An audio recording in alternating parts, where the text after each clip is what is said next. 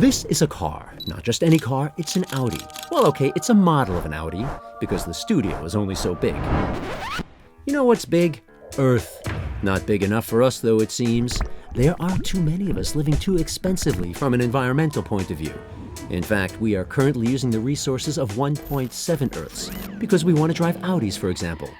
I mean, who wouldn't? The good news is that we are aware of this issue and we want to change things. And we took action.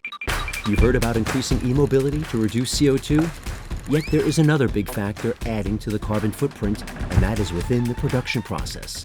In fact, the more we shift to electric cars in the close future, the more emissions are caused in the supply chain from raw materials to the supplier. That makes up a pretty huge piece of the cake. And it's not yummy because it's gas. Let's take a closer look. Aluminum and batteries are key components for an e-tron. To tackle the gas cake, we decided that every provider of high-voltage battery cells has to manufacture 100% through green energy. Also, we've partnered with recycling and material specialist companies to find ways to recycle cobalt and nickel. These are not just two cool names for a German TV cop show, but also chemical elements essential for HV battery production. Recycling and reusing them will save both resources and CO2. In 2017, we developed the aluminum closed loop, a method of taking the scraps of aluminum accumulating during production and giving them back to the supplier, who then makes new aluminum parts.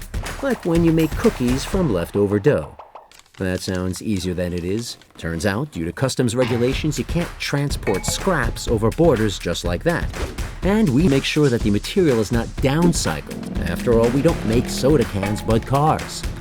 On the balance sheet, this recycling method saved 90,000 tons of CO2 in 2018.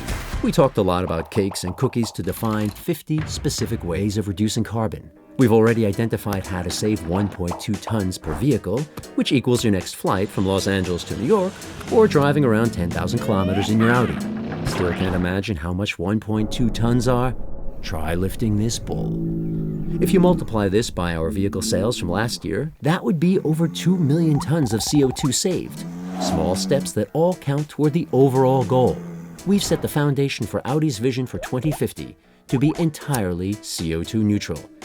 We know that we still have a way to go. The challenge lies in the millions of details to be coordinated with thousands of suppliers, partners, and governments around the globe. Cue globe. We know why we do this. Not for that model, but for the big one.